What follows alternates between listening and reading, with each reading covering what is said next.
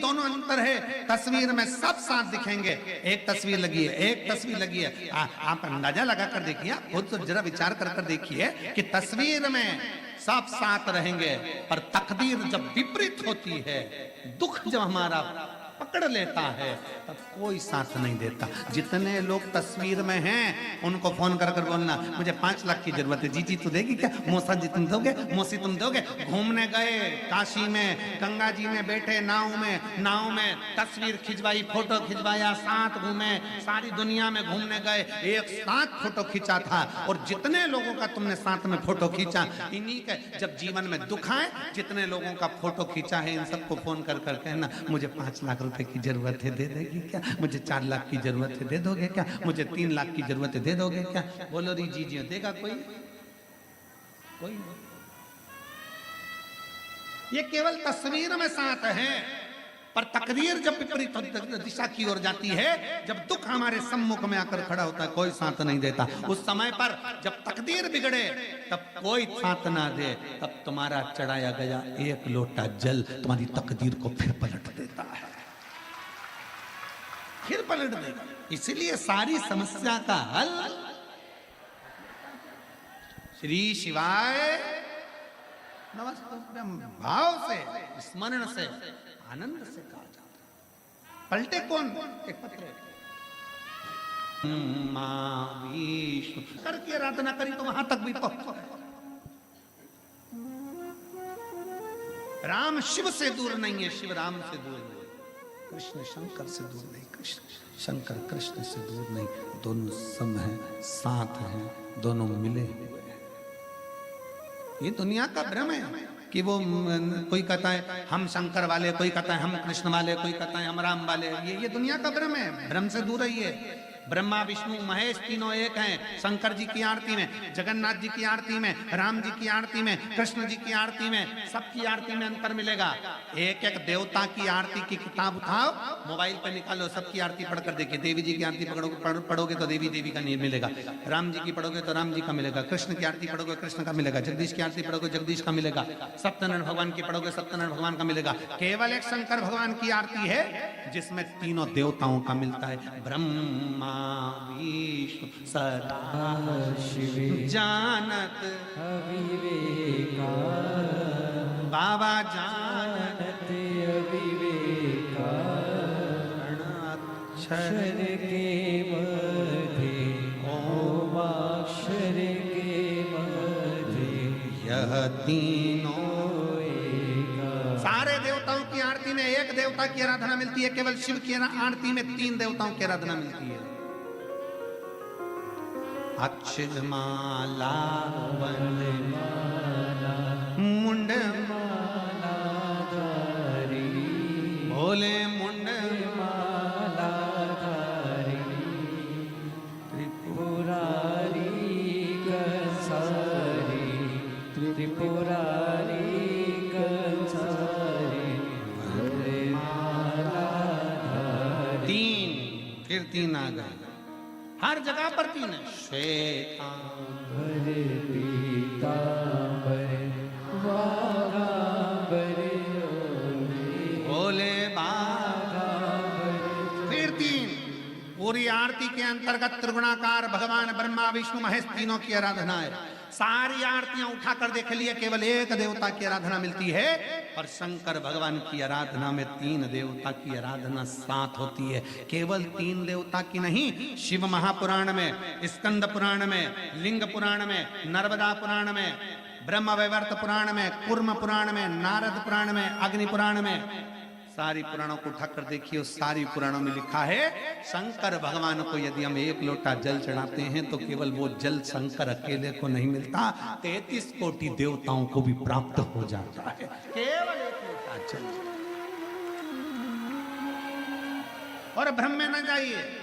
कई माताएं मंदिर में जाती हैं जल चढ़ाने के लिए, गलती कर जाती हैं। कई माताएं मंदिर में गई जल चढ़ाने, लोटा भर के 1 लोटा जल। ये यहाँ शास्त्र कह रहा है सारी समस्या का हल 1 लोटा जल। अब तुमने एक लोटा जल पूरा शंकर जी को कहाँ चढ़ाया? ईमानदारी से बोलो, कितनी कितनी विचार की बातें, जरा विचार करना। तुम कह रही हो मेरा भोलेनाथ सुन नहीं रहा, मेरा भोलेनाथ सुन नहीं रहा, मेरा भोलेनाथ सुन नहीं रहा, क्योंकि तुम लोटे में से भी तो जल चुरा कर दूसरे को चढ़ा दिया। एक लोटे जल में से वही शंकर जी को चढ़ा दिया, उसी लोटे का पानी थोड़ा सा बचा के गणेश जी को चढ़ा दिया, उसी में थोड़ा बचा के पार्वती जी को चढ़ा दिया, उसमें थोड़ा बचा के कार्तिकेय जी को चढ़ा दिया। अब यहाँ बात चल रही है सारी समस्या का हल एक लोटा जल। अब तुमने उसी लोटा का पानी थोड़ा सा हर हर महादेव शंभो काशी विश्वनाथ गणेश जी को हर हर महादेव, पार्वती जी को, फिर इधर कार्तिकेय जी को चढ़ा, फिर उसमें से बचा के थोड़ा सा नंदी को भी चढ़ा दो। लोटा एक, देवता। शिव महापुराण की कथा कहती है शंकर को जल चढ़ाने जाना, गणेश जी महाराज को अलग से जल चढ़ाने की जरूरत नहीं है, पार्वती जी को अलग से जल चढ़ाने की जरूरत नहीं है, नंदी को अलग से जल चढ़ाने की जरूरत नहीं है, शरणानंद कार्तिकेय को अलग से जल चढ़ाने की जरूरत नहीं है। आपको पहले भी कथा में कहा था, आज फिर बताते हैं।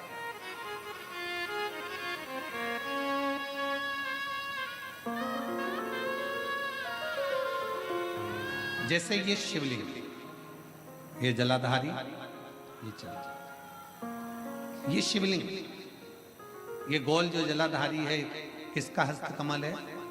जम के बोलो, पार्वती। जहां से जल बहता है उसके राइट हैंड में गणेश, लेफ्ट में कार्तिक, बीच में अशोक। शिवलिंग के ऊपर जो जलाधारी बंदी है उसमें से बूंद बूंद पानी नीचे गिर रहा है, वो शंकर भगवान की 5 बेटी, जया, विषहरा, शामली बारी, दौतली, देव। शंकर जी की छठी लड़की अशोक सुंदरी उनके पास। ठीक है, अब तुमने जल चढ़ाया। स्कंद पुराण कहती है जहां जल चढ़ता है, जल चढ़ने के बाद जलाधारी पर गिरता है, मतलब पार्वती जी को मिल गया, जल बहते बहते अशोक सुंदरी को मिल गया, कार्तिकेय गणेश को मिल गया। फिर वही जल बहता हुआ जब बाहर निकलता है, नीचे गिरने पर जितना शिवलिंग की, अभी अभी हम सतुआ बाबा जी के आश्रम पर पहुंचे, मणिकर्णी पर। अभी सुबह जब बाबा विश्वनाथ जी का दर्शन किया, अभिषेक किया, तब वहां पहुंचे।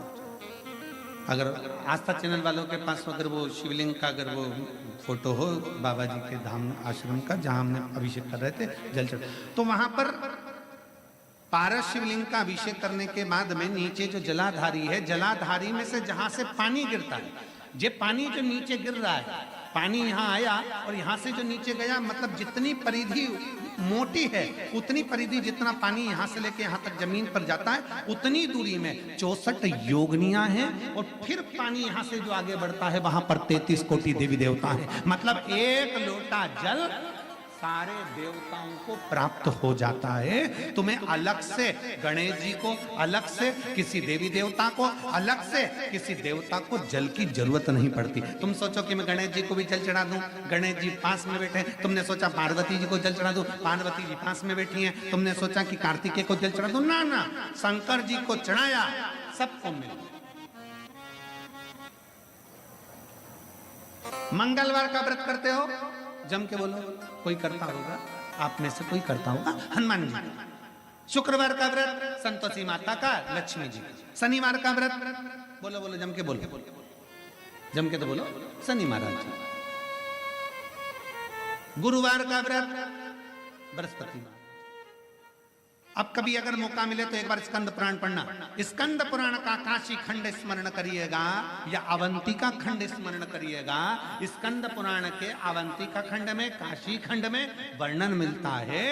तुम चाहे रविवार का व्रत कर लो, सोमवार का कर लो, देवी का कर लो, देवता का कर लो, चाहे चतुर्थी कर लो, चाहे छठ कर लो, चाहे पंचमी कर लो, कोई सा भी व्रत कर लो, व्रत का फल तुम्हें देवता बिना शंकर की आज्ञा के दे ही नहीं सकते। शिव कहेंगे तब फल,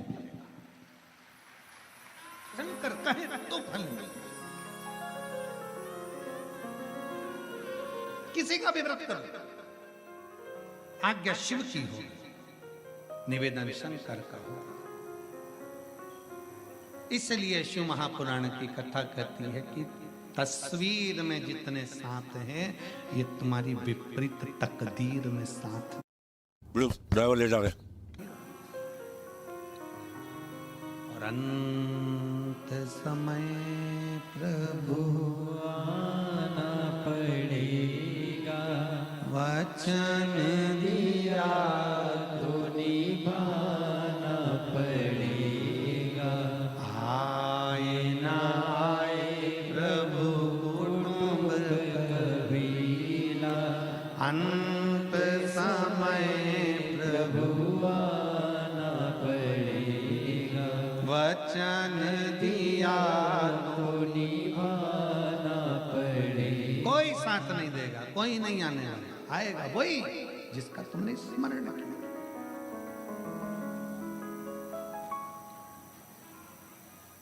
स्वयं को लड़ना है, स्वयं को आगे बढ़ना है, स्वयं के लिए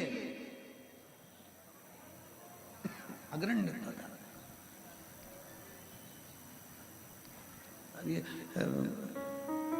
सतुआ बाबा जी के हम प्रयागराज जाते हैं, तो प्रयागराज में जब माघ मेले में जाते हैं तो बाबा जी का एक कोतवाल है, वो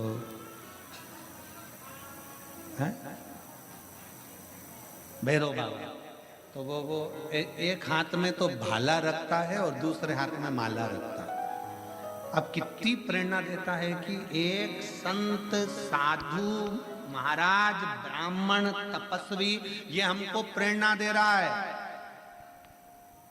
कि राष्ट्र को मजबूत करना है तो माला और भाला दोनों चाहिए।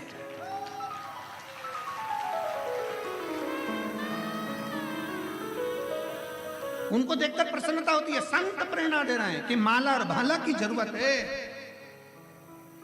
समय आने पर माला की जरूरत है राष्ट्र के लिए, और वक्त पड़ने पर भाले की जरूरत है राष्ट्र की रक्षा के लिए। माला और भाला दोनों साथ देता है और दोनों का क्रम है अपना अपना, दोनों का क्रम।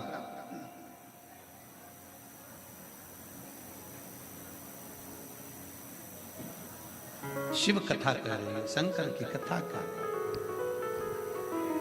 बेटी ने जन्म ले लिया, सच्ची बेटी शंकर की आराधना में लग गई। इसी काशी की पवित्र भूमि पर, इसी काशी की दना पर भगवान शिव की आराधना करा, शंकर की आराधना लगी। भगवान शिव की आराधना में, शंकर की आराधना में ऐसी डूबी उसको सुध नहीं पाई। एक दिन पुलमासुर निकल कर जा रहा था, अपनी बेटी को देखा तो बेटी शंकर की आराधना कर रही, शिव की आराधना।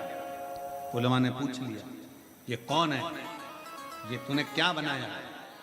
बालू रेत पर शंकर का शिवलिंग बनाया, जल चढ़ा रही, पूजन कर रही, आराधना कर रही, कौन है ये? कौन कौन है ये? सची देवी के मुख से कोई शब्द नहीं निकला, सची के मुख से कोई शब्द,